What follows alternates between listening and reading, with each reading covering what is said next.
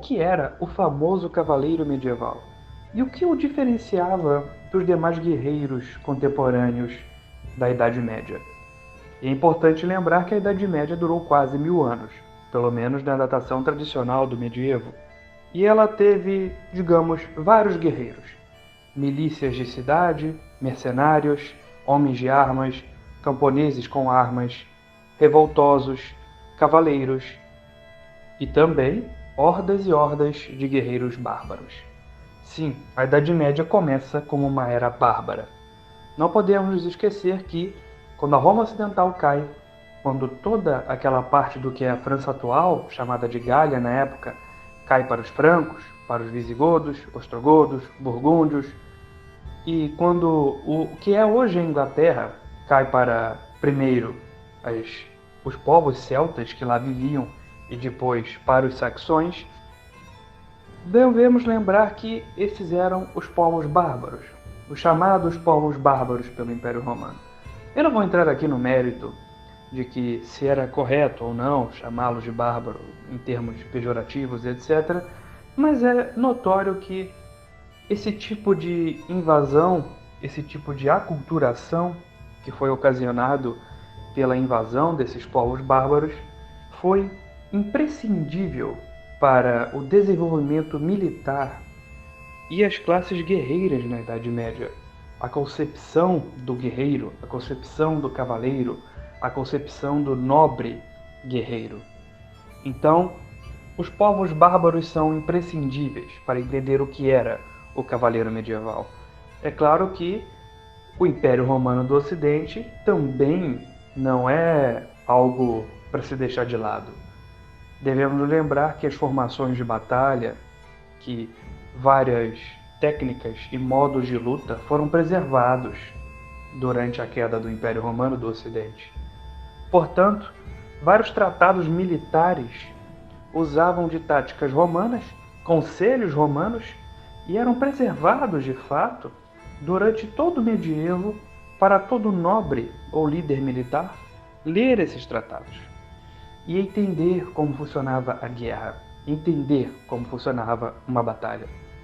E claro, captar todas as artimanhas para fazer o seu inimigo ser derrotado, para fazer uma cidade capitular, para fazer algum rebelde ou um grupo de rebeldes serem controlados e suprimidos por um exército.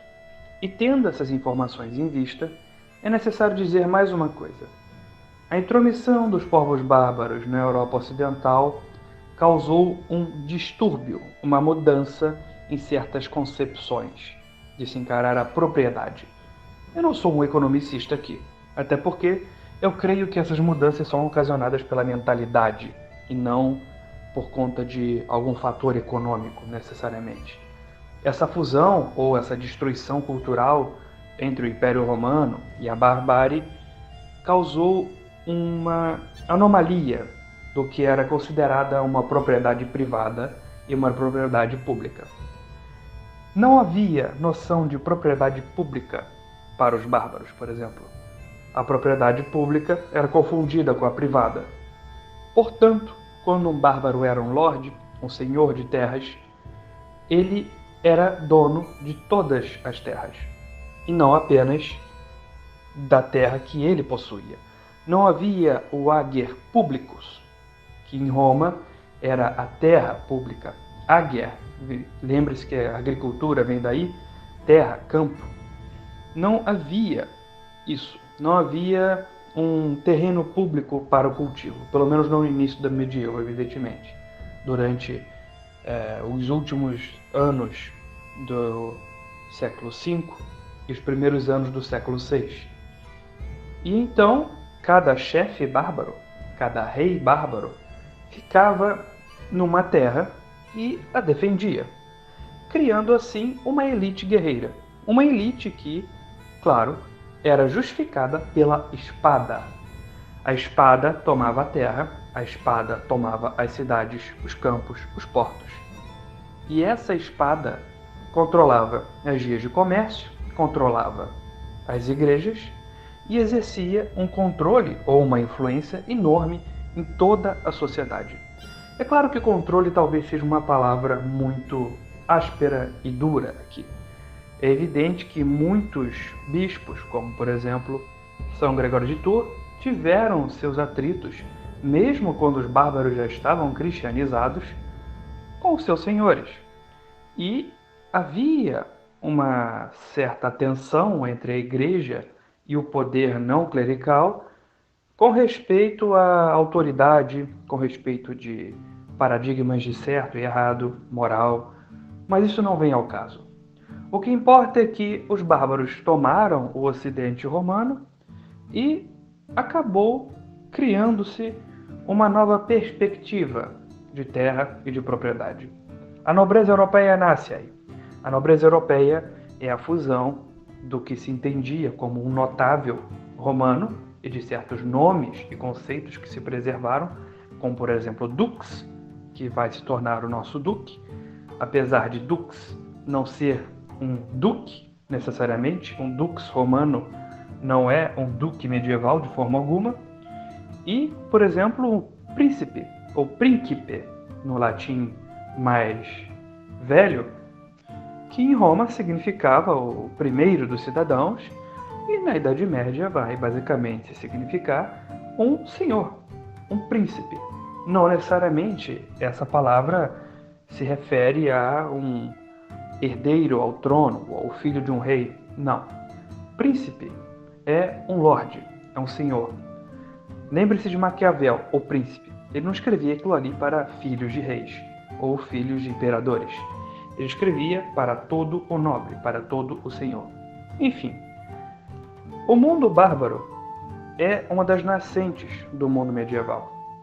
E essa fusão de propriedade pública e privada fazia, pela espada e pela lança, uma série de elite de guerreiros serem alçados pela sociedade, pela necessidade belicosa da época. Mas é preciso lembrar também que o mundo se cristianizava. É importante dizer que uma parte dos bárbaros que invadem o Ocidente é ariana. Então, eram bárbaros já mais ou menos cristianizados. É claro que existiam bárbaros pagãos. Os francos, que eram pagãos, por exemplo, os saxões, proibiam o cristianismo depois que eles invadiram certos reinos celtas, alguns já cristãos, no que hoje é a Inglaterra. Então, a Igreja Romana, a Igreja Católica, tinha muitos problemas.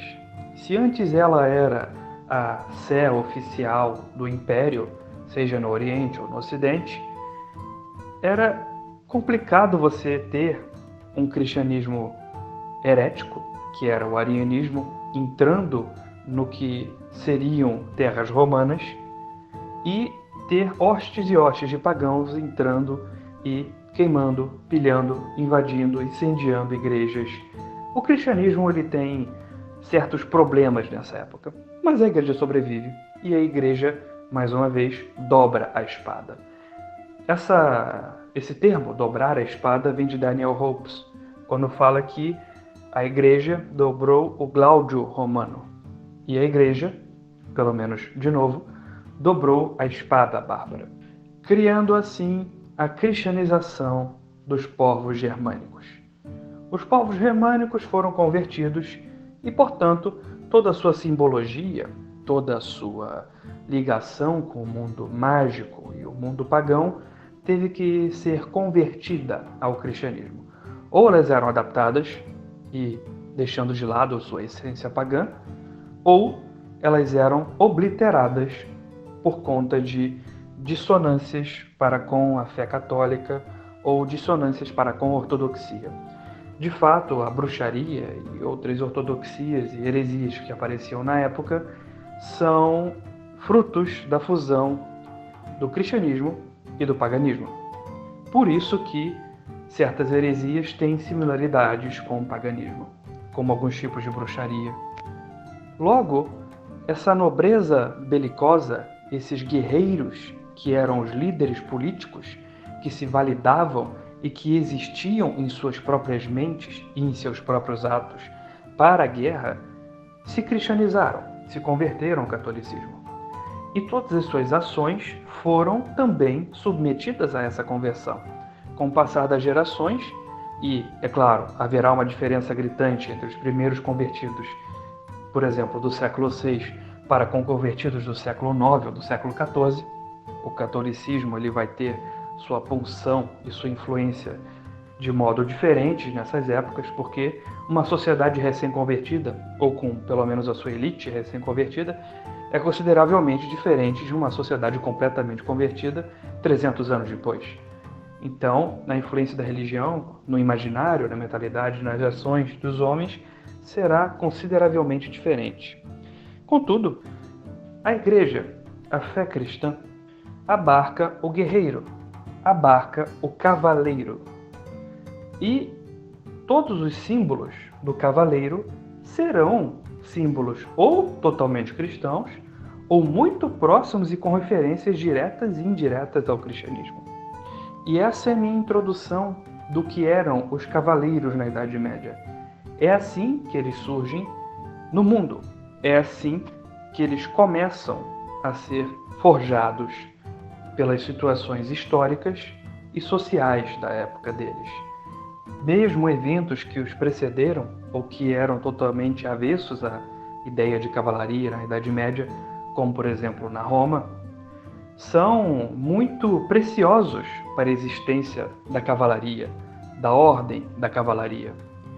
E eu irei continuar mais adentro na Idade Média sobre essas ordens, sobre o que era ser um cavaleiro, o que era ser um cavaleiro juramentado e as grandes mudanças e influências que a cultura dos cavaleiros teve na Europa e também na nossa. E é claro, não tem como deixar de pedir o like de vocês. Para o produtor de conteúdo no YouTube, o like é muito importante. É uma ferramenta de divulgação enorme e que faz toda a diferença no nosso trabalho. E se você gostou realmente do que ouviu, compartilhe esse vídeo com seus amigos, ou com um professor de história, enfim. Espalhe a palavra, digamos assim. Haverão continuações sobre esse tema que serão postadas no decorrer dos dias. Portanto, é isso. Se você gostou, aperte no botão do gostei e compartilhe com os amigos que se interessam no assunto. Até a próxima.